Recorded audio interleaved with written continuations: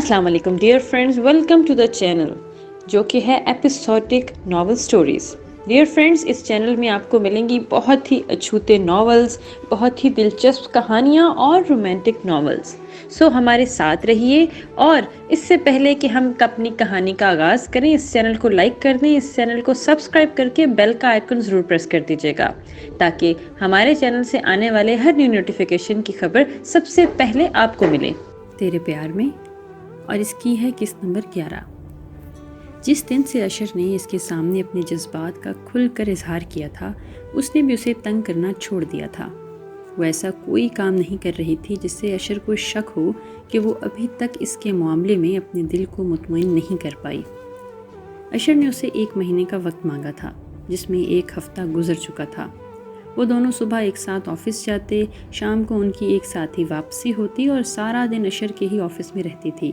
اس کا سارا دن کافی بورنگ گزرتا تھا کیونکہ اشر زیادہ تر اپنی میٹنگ میں ہی مصروف رہتا۔ آفس میں اس کا زیادہ تر وقت اکیلے ہی گزرتا تھا کیونکہ اشر میٹنگ کے سلسلے میں باہر رہتا۔ باقی سب کچھ تو ٹھیک تھا، لیکن اسے آفس میں موجود اشر کی سیکرٹری سومیا بالکل پسند نہیں تھی۔ کہنے کی تو بہت وہ ماڈرن اور بولڈ اور اسٹائلش لڑکی تھی، لیکن اس نے نوٹ کیا تھا کہ وہ اشر کے ساتھ کچھ زیادہ ہی چپکتی ہے۔ ہر وقت اس کے آگے پیچھے گھومتی رہتی، کبھی ایک کام تو کبھی دوسرے کام کے لیے آفس میں آتی، اور سب سے بری بات جو اسے لگتی تھی وہ تھی کہ اس کا بے تکلفی سے اپنے لیے کافی بنانے کا آرڈر دینا۔ اس وقت بھی وہ دونوں ایک ساتھ کسی میٹنگ کے سلسلے میں باہر جا چکے تھے، جبکہ وہی بیٹھی اندر بور ہو رہی تھی۔ ایک بار اپنے لیے کافی بنا کر پئیں اور پھر اشر کا پورا آفس چیک کرنے لگی۔ اب تو اسے ایک ایک کی زبانی یاد ہو چکی تھی کیونکہ اس کا سارا دن ہی یہیں گزرتا۔ کہنے کو تو اشر اس کے سامنے محبت کے بڑے بڑے دعوے کرتا تھا، لیکن اس کے اکیلے پن کی اسے اتنی بھی فکر نہیں تھی۔ سارا دن نہ جانے کہاں کہاں منہ مارتا رہتا ہے۔ مجال ہے جو ایک بار پوچھ لے کہ کیسی ہو بیوی۔ وہ اپنی سوچ میں بری طرح سے چونکی تھی، پھر اگلے ہی لمحے اٹھ کر واش روم کی طرف بھاگ گئی۔ وہ واش بیسن میں 3 بار کلی کر کے اس نے خود کو لعنت بھیجی تھی۔ حد ہوتی ہے نمیش، کیا تیرے اتنے برے دن آ گئے ہیں کہ تم اس شخص کو اپنا احساس دلائے گی؟ وہ غصے سے بولی، پھر خود کو مطمئن کرنے کے لیے بول دیا، تو کیا ہوا، اتنا تو سوچ لے سکتی ہوں اس کے بارے میں، نکاح ہوا ہے، یہ تو لیگل ہے۔ وہ کون سا صرف سوچنے سے وہ میرا شوہر ہو جائے گا؟ میں مانوں گی تو ہوگا نا، میرا کبھی کچھ نہیں ہو سکتا کیونکہ وہ ایک امیر آدمی ہے، اور امیر آدمی کبھی کسی کا نہیں بن سکتا۔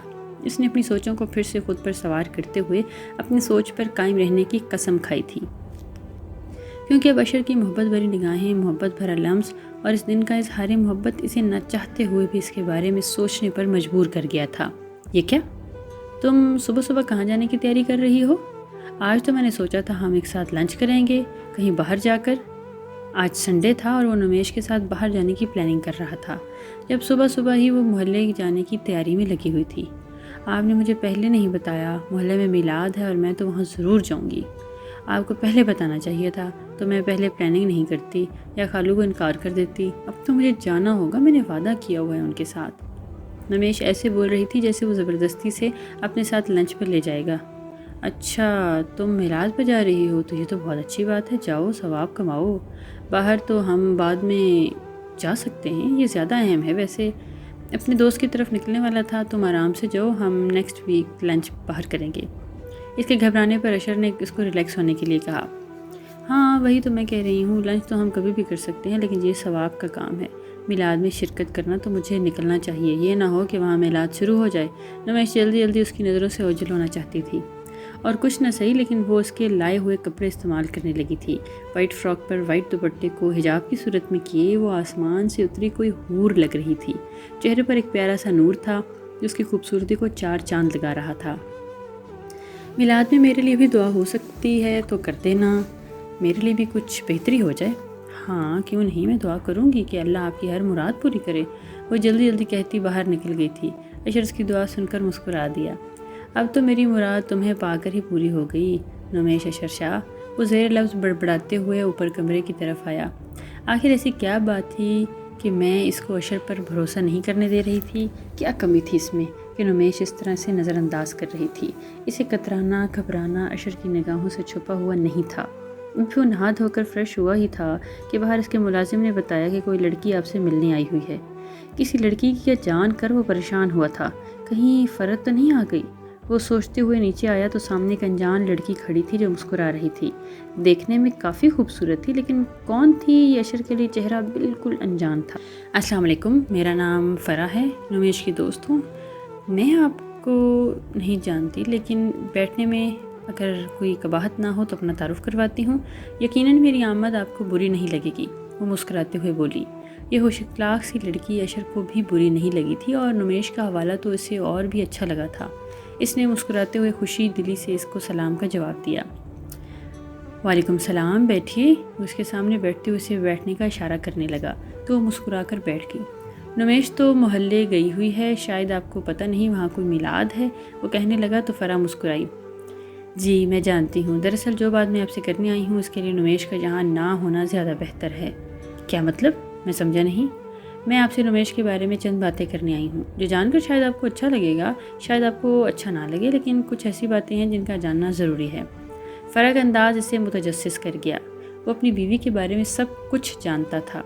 آپ سوچ رہے ہوں گے کہ نمیش کوئی بہت ناشکری لڑکی ہے، اس کا یوں اتنے امیر آدمی سے نکاح ہو گیا، آپ کا اتفاق سے ملنا، نکاح کرنا، مشکل میں اس کا ساتھ دینا، لیکن سب کے باوجود بھی نمیش آپ کی باتوں کو سمجھنے کی بجائے اپنی بیوقوفیاں سر انجام دے رہی ہے۔ آپ کی قدر نہیں کر رہی، اتنی دولت شہرت ہے آپ کے پاس، لیکن اس کے باوجود بھی آپ اس کے دل میں اپنی جگہ بنانے میں کامیاب نہیں ہو پا رہے۔ آپ یقیناً اسے ایک بیوقوف، ناشکری، عقل سے پیدل قسم کی لڑکی سمجھتے ہوں گے، لیکن وہ ایسی نہیں ہے۔ کیا آپ جاننا چاہیں گے کہ وہ آپ پر بھروسہ کیوں نہیں کر پا رہی؟ فرح اسے پوچھنے لگی تو وہ فوراً سر میں سیدھے ہاتھ میں ہلا۔ میں اس کے بارے میں سب کچھ جاننا چاہتا تھا، کیوں اتنا سب کچھ ہونے کے باوجود بھی میں اسے نہیں منا پا رہا، کیوں مجھے سمجھنے کی کوشش نہیں کر پا رہی ہے کہ وہ جانتی بھی ہے نا کہ میں اسے محبت کرتا ہوں، لیکن اس کے باوجود بھی کیوں میں اپنی نظروں میں ہی بس گرنے لگ جاتا ہوں اس کے سامنے، کیونکہ وہ میرے ساتھ کو قسمت کا لکھا سمجھ کر قبول نہیں کر پا رہی۔ میں نے اس کی پچھلی زندگی کے بارے میں سب کچھ پتہ لگایا ہے۔ میرے اندر یہ ڈر تھا کہ ہو سکتا ہے وہ کسی اور کو پسند کرتی ہو، لیکن ایسا کچھ بھی نہیں ہے۔ اس کی زندگی میں مجھ سے پہلے کوئی اور انسان نہیں تھا، تو پھر کیا وجہ ہے کہ وہ میری چاہت کو جو نظر انداز کر رہی ہے؟ آج پہلی بار اشر نے کسی کے سامنے نمیش کا یوں ذکر کیا، کیونکہ وہ کسی پر بھروسہ نہیں کر پاتی، خاص کر کسی امیر شخص پر تو بالکل بھی نہیں۔ فرح نے اپنی بات کا آغاز کیا تو وہ خاموش ہو گیا۔ یہ 3 سال پہلے کی بات ہے، ہم لوگوں نے نیا کالج جانا شروع کیا تھا۔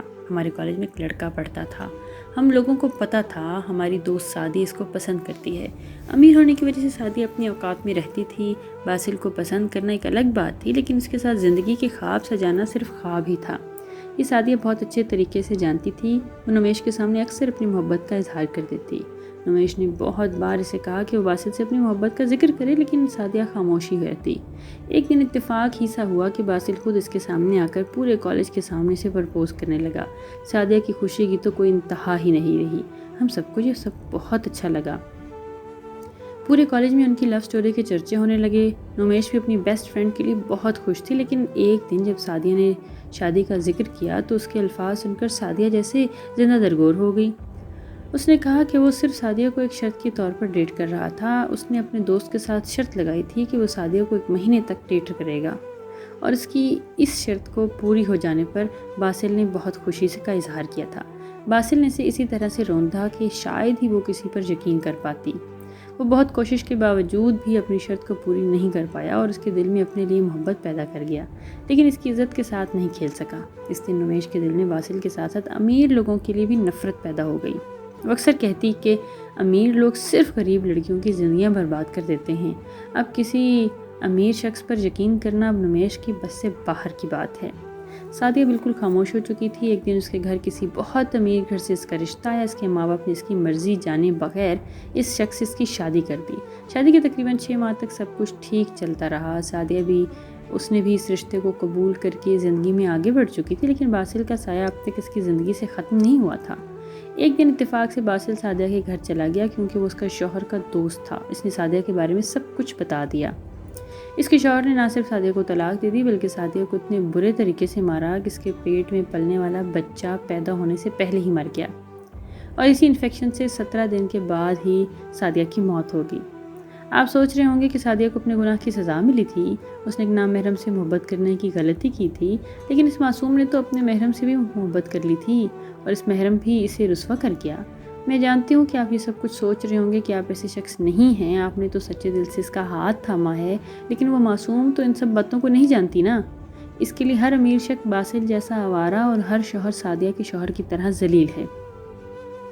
میں کچھ دن سے یہاں نہیں تھی۔ جب مجھے انکل کی موت کا پتہ چلا تو بہت افسوس ہوا، لیکن یہ بھی پتہ چلا کہ ایک اچھے شخص نے انومیش کا ہاتھ بھی تھام لیا ہے۔ لیکن کل میرا چچا کے گھر جانا ہوا تو انہوں نے مجھے بتایا کہ یہاں بھی حالات بہت خراب ہیں۔ میں نہیں چاہتی تھی کہ آپ نومیش کے لیے اپنے دل میں کوئی بھی بدگمانی رکھیں، اسی لیے میں یہاں آئی ہوں آپ کو یہ سب کچھ بتانے کے لیے۔ پلیز نومیش سے بدگمان مت ہوئیے گا۔ اس کے لیے یوں کسی پر بھروسہ کرنا بہت مشکل ہے، لیکن مجھے یقین ہے کہ آپ اس کا ساتھ ضرور نبھائیں گے۔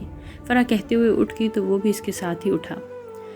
فرح، میں تمہارا یہ احسان زندگی بھر نہیں بھولوں گا۔ تم نے مجھے نومیش کے بارے میں سب کچھ بتا کر بہت اچھا کیا۔ اب نومیش کو چھوڑیں گے تو نہیں، نہ وہ بہت اچھی ہے، بس تھوڑی سی بیوقوف ہے۔ فرح کے لب و لہجے میں اپنی سہیلی کے لیے محبت تھی۔ اب تو میں اسے پہلے سے شدت سے اسے مناؤں گا، اسے مجھ سے محبت کرنی ہی پڑے گی۔ اس نے مسکرا کر کہا تو فرح بھی مسکرائی اور اپنی سہیلی کی اچھے نصیبوں کے لیے دعا مانگی۔ شام کو نومیش گھر آئی تو اس کے لیے ایک بہترین ڈنر تیار تھا۔ اشر نے اسے بلایا تو اسے سوالیہ انداز میں دیکھنے لگی۔ سوچا لنچ نہ صحیح، ہم ڈنر تو صحیح ساتھ میں کر ہی سکتے ہیں نا، وہ مسکراتے ہوئے انداز میں بولا تو نومیش نے خاموشی سے اٹھ کر باہر آ گئی۔ ڈنر خوشگوار ماحول میں ہوا۔ اشر اسے کل کی میٹنگ کے بارے میں بتانا لگا۔ مطلب کیا؟ آپ اس صبح شمائلہ کے ساتھ میٹنگ پر جائیں گے؟ میں سارا دن بور ہوں اور یہ چڑیل آپ کے ساتھ اتنا زیادہ چپکتی کیوں ہے؟ زہر لگتی ہے مجھے، وہ ضرورت سے زیادہ سٹائلش۔ شمائلہ اس کا انداز ایسا تھا کہ اشر نے بے ساختہ مسکرا دیا۔ ارے یار، وہ میری سیکرٹری ہے، میرے ساتھ کام کرتی ہے تو اسے رہنا تو میرے ساتھ ہی ہے نا، اسی لیے اس کا میرے ساتھ جانا ضروری ہے۔ لیکن اگر تم زیادہ بور ہو رہی ہو تو میرے ساتھ آ سکتی ہو، اشر نے آفر کی تھی۔ ہاں میں آپ کے ساتھ چلوں گی، لیکن یہ مت سوچے گا کہ میں اس شمائلہ سے جیلس ہو رہی ہوں، اسے جلتی ہے میری جوتی۔ اس کی زبان غلطی سے جگہ پھسل گئی تھی۔ اشر اب کی بار بے اختیار اسے دیکھتا چلا گیا۔ مطلب بات جلدی جلسی تک آپ پہنچی تھی۔ اگلا سفر بھی اب مشکل نہیں تھا۔ تیرے پیار میں، اس کی قسط نمبر ہے 12۔ میں نے کب کہا تم نے کہ تم جیلس ہو رہی ہو؟ یہ ایسا کچھ بھلا تم کیوں جیلس ہونے لگی؟ تم کون سا مجھ سے پیار کرتی ہو یا مجھے اپنا شوہر مانتی ہو؟ میں تو صرف بائی دا وے ایک بات کہہ رہا تھا، اشر نے مسکراتی نگاہیں اس کے چہرے پر جماتے ہوئے کہا۔ ہاں تو میں نے بھی آپ کی غلط فہمی دور کرنے کے لیے بول دیا۔ غلط فہمی تو کسی کو بھی ہو سکتی ہے، ہو سکتا تھا آپ کو ہو جائے۔ نومیش نے بھی ایک جھپ لگائی۔ ہاں غلط فہمی والی بات تو تم نے بالکل ٹھیک کہی، غلط فہمی تو کسی کو کبھی بھی ہو سکتی ہے۔ اب دیکھو نا، بیٹھے بٹھائے مجھے یہ غلط فہمی ہو گئی کہ میرا شمائلہ کے ساتھ آنا جانا تمہیں برا لگا۔ نہیں، آپ کو اس طرح کی کوئی غلط فہمی پالنے کی ضرورت نہیں، مجھے کچھ بھی برا نہیں لگا۔ آپ چاہے اس کے ساتھ سیر سپاٹے کریں یا اسے باہر گھمانے لے کر جائیں، اس کے ساتھ ڈیٹیں ماریں۔ وہ سارا غصہ شمائلہ کے ساتھ چپکنے کی وجہ سے لگا رہی تھی۔ وہ شمائلہ سارا دن آپ کے ساتھ چپکی رہے، آئی ڈونٹ کیئر۔ میں تو بس کہہ رہی تھی کہ وہ ورکر ہے اور ورکر کا کام کرنا ہوتا ہے، نہ کہ ہر وقت بہت زیادہ باس کے ساتھ چپکے رہنا۔ ہم نے اپنے ورکرز کو ایک لمٹ میں رکھنا چاہیے۔ وہ اس کے سامنے بات مکمل کرتے اپنے دل کی ساری بھڑاس نکال چکی تھی۔ ہاں یہ تو تم ٹھیک کہہ رہی ہو، لیکن وہ میری سیکرٹری ہے اور سیکرٹری کے تھوڑا قریب ہی رہنا پڑتا ہے، بلکہ کافی قریب رہنا پڑتا ہے۔ وہ کافی کو لمبا کھینچتے ہوئے اس سے مزید بات کرنے کے بہانے تلاش کر رہا تھا اور انہی باتوں میں سے نومیش کے اندر کا حال بھی پتہ چل رہا تھا۔ لیکن اس کی بات سن کر میں اس کو نہ جانے کیوں نومیش کو تب چڑھ گئی تھی، جو اسے گھور کر دیکھنے لگی۔ لیکن اگر تم چاہتی ہو تو میں بھی کوشش کروں گا کہ میں اس سے دور رہوں، وہ مسکراتے ہوئے بولا، جبکہ ادھر تو اس کی مسکراہٹ نے جلدی پر تیل کا کام کیا تھا۔ آپ اس سے دور رہیں یا آپ اس کے ساتھ چپک کر بیٹھیں، میری بلا سے بھاڑ میں جائیں، ایک تو فضول میرے گلے پڑ گئے ہیں۔ مجھے بھاڑ کا ایڈریس نہیں معلوم، وہ اس کی بات مکمل ہوتے ہی بولا۔ تو میں کیا کروں؟ وہاں سے گھورتے ہوئے بولی، پلیز مجھے وہاں چھوڑاؤ، بلکہ دونوں ساتھ چلتے ہیں، اسی بہانے لانگ ڈرائیو بھی ہو جائے گی۔ وہ ذرا سا اس کی طرف جھک کر بڑے دلکش انداز میں بولا، مجھے آپ کے ساتھ جنت میں نہیں جانا تو بھاڑ میں کیا جاؤں گی، اپنی اس شمائلہ کو لے کر جائیں۔ انتہائی غصے سے کہتی، پیر پٹکتی، منہ بناتی اپنے کمرے کی طرف چلے گی، جبکہ اشر کا بے اختیار قہقہ اسے دور تک سنائی دیتا رہا۔ میں نے تم سے کہا تھا نا کہ مجھے پارٹی پر جانا ہے، ابھی تک تم نے میری ڈریس تیار نہیں کی، کہاں ہے میرا سوٹ؟ وہ غصے سے اس کے سر پر سوار تھا۔ صوفیہ بیگم نے ایک نظر ان کی طرف دیکھا اور پھر بتانے لگی، آپ کا سوٹ تو میں نے صبح ہی آپ کے کمرے میں رکھوا دیا تھا، شاید آپ نے دیکھا نہیں الماری میں۔ تو کیا بتا نہیں سکتی؟ مجھے کب سے چلا رہا ہوں، عجیب ہو رہا تو گنوار عورت پہلے جواب نہیں دے سکتی تھی کیا؟ جب تک آ کر نہ پوچھوں تب تک زبان ہی ہلتی تمہاری۔ وہ انتہائی غصے سے بغیر لحاظ کیے بولتے تھے۔ شاہ جی آپ بھی کن باتوں میں لگ گئے؟ چلیں کتنا وقت ہو گیا ہے، ہم پارٹی کے لیے لیٹ ہو جائیں گے۔ زرین نفیس ساڑی میں ان کے ساتھ ان کے ہاتھ میں ہاتھ ڈالتے ہوئے انہیں اپنی طرف متوجہ کرتے ہوئے کہنے لگی، جبکہ وہ ایک نظر انتہائی محبت سے زرین کی سراوی کو دیکھتے ہوئے صوفیہ بیگم کو اندر تک چلا گئے تھے۔ ہاں چلو ویسے بھی یہاں بہت وقت برباد ہو گیا ہے فضول لوگوں سے بحث کرنے میں، وہ ان کی طرف دیکھتے ہوئے جتا رہے تھے، اور وہ ان کی زندگی میں ہمیشہ سے ایک فالتو عورتوں کے علاوہ اور کچھ نہیں رہی۔ جن ایک طنزیہ نگاہ ان کی طرف دیکھتی اور اپنی ساڑی سنبھالتے ان کے پیچھے پیچھے ہی کمرے کی جانب جا چکی تھی، لیکن پھر مزید 10 منٹ کے بعد ان کے لبوں پر ایک مسکراہٹ آ رہی تھی۔ میرے جوتے کہاں ہیں؟ میری ٹائی کہاں ہے؟ فضول عورت، گاڑی کی چابی کہاں رکھی ہے؟ انتہائی غصے سے ان کی عزت کو دو کوڑی کا کرتے ہوئے ہر بات انہی کو پکار رہے تھے۔ وہ ان کے کمرے کی طرف بڑھتی ہوئی ان کا سامان اپنے ہاتھ میں تھام چکی تھی اور اب ان کا دروازہ کھٹکھٹانے لگی۔ ان کے کمرے میں ان کو دروازہ کھٹکھٹانے کی اجازت نہیں تھی۔ اجازت نہ ملنے پر وہ کمرے میں داخل ہوئیں اور ان کا سامان کی طرف بڑھنے لگیں، جبکہ زرین بیڈ پر بیٹھی اپنے پاؤں میں جوتے پہن رہی تھی۔ انہیں دیکھتے ہی نفرت سے نگاہیں پھیر گئی، خود ساختہ نفرت، جبکہ حق تو وہ ان کا لوٹ چکی تھی، شوہر تو ان کا چھینا گیا تھا، لیکن پھر بھی انہوں نے کبھی بھی اس عورت سے نفرت نہیں کی تھی، اور اگر کی بھی تھی تو کبھی ظاہر نہیں کیا تھا۔ جس طرح سے وہ کھلے عام اسے اپنی نفرت کا اظہار کرتی تھی، اب وہ انہیں سوٹ کوٹ پہنا رہی تھی اور ان دونوں سے بے نیاز زرین آپ نے مکمل تیار ہو رہی تھی۔ انہیں کوئی فرق نہیں پڑتا کہ اس کا شوہر اپنی پہلی بیوی کی طرف دیکھتا ہے یا اتنا سب کچھ ہو جانے کے باوجود بھی ان کی ساری ذمہ داری ان کی پہلی بیوی نے اٹھا رکھی ہے، کیونکہ شاہ صاحب کو انہوں نے اس طرح سے اپنی طرف لگایا تھا کہ ان کی نظر میں ان کی پہلی بیوی کی اوقات ایک نوکرانی سے بڑھ کر نہیں تھی۔ لیکن پھر بھی یہ انتہائی کڑوا سچ تھا کہ وہ بے اولاد تھی اور اس خاندان میں شاہ صاحب کی بیوی ہونے کا رتبہ صرف اور صرف صوفیہ کو حاصل تھا۔ سچ تو یہ ہے کہ میں تم سے بہت خفا ہوں، تم نے مجھے اپنی ابھی تک بیوی سے نہیں ملوایا۔ فون پر اس بات سے ناراضگی کا اظہار کرنے لگی۔ ایک وہی تو تھا جس کے سامنے وہ اپنے دل کی ہر بات کہہ سکتی تھی، لیکن وہ بیٹا تھا، اپنے شوہر کی بے اعتنائی کے بارے میں کسی سے کچھ نہیں کہہ سکتا تھا۔ ماما آپ کی بہو ابھی مجھے منہ نہیں لگاتی، آپ سے کیسے ملواؤں؟ فی الحال زیادہ تر ناراض ہی رہتی ہے، اور آپ تو جانتی ہیں جن حالات میں شادی ہوئی ہے وہ بات کرتے کرتے رک گیا، انہیں تو پھر ساری بات مکمل بتا چکا تھا۔ وہی تو، مجھ سے ملواؤ اسے، میں اسے بتاؤں گی کہ تم اسے کتنا چاہتے ہو، اسے کتنی محبت کرتے ہو۔ تم پر نہ صحیح لیکن تمہاری ماں پر تو یقین کرے گی، انہوں نے مسکراتے ہوئے کہا تو ان کی محبت پر وہ بھی مسکرا دیا۔ مجھے یقین ہے ماما وہ آپ کی بات پر ضرور یقین کرے گی، لیکن مجھے تھوڑا سا وقت دیں، میں بہت جلد اسے آپ سے ملوانے کے لیے لے آؤں گا۔ ویسے بھی اب حالات بدل رہے ہیں اور اس کی دل کی دنیا بھی میری طرف سے پلٹ رہی ہے، اس نے مسکراتے ہوئے خوشخبری سنائی تھی۔ یہ تو بہت اچھی بات ہے میری جان، اس کا مطلب ہے کہ میں اپنی بہو کو گھر آنے کی تیاری کر لوں؟ انہوں نے اب مسکراتے ہوئے کہا، ہاں بالکل تیاری کریں، اور اپنے شوہر صاحب سے میری پٹائی کروانے کی بھی تیاری کر لیں، کیونکہ وہ تو پیچھے پڑے ہوئے ہیں اپنی بیوی کی بھانجی کو میرے گلے میں ڈالنے کے لیے۔ ان کا بس چلے تو کہیں بھی مولوی کو بلا کر اس فرد سے میرا نکاح پڑھوا دیں، اس نے ہنستے ہوئے کہا تو وہ بھی مسکرا دی۔ انشاءاللہ جو بھی ہوگا بہتر ہوگا، نکاح تو وہ بابرکت فریضہ ہے جو تم نے کیا، وہ تو ایک بہت نیک کام ہے، اور سب سے بڑھ کر تم اس لڑکی سے محبت کرتے ہو، اس سے زیادہ بھلا اہم اور کیا بات ہو سکتی ہے؟ تمہارے بابا تمہارے جذبات کو ضرور سمجھیں گے، انہوں نے یقین سے کہا۔